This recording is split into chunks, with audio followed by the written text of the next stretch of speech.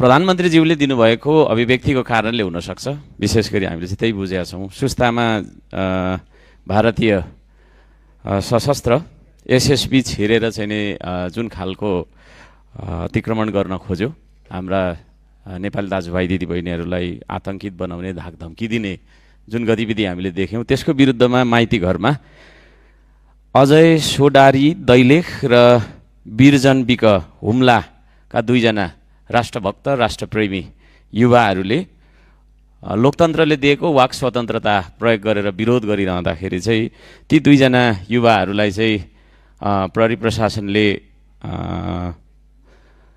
नियन्त्रणमा लिएर अहिले हिरासतमा राखेर मुद्दा चलाउने, झुटा मुद्दा चलाउने भन्ने खालको कुरा चाहिँ नि आएको छ।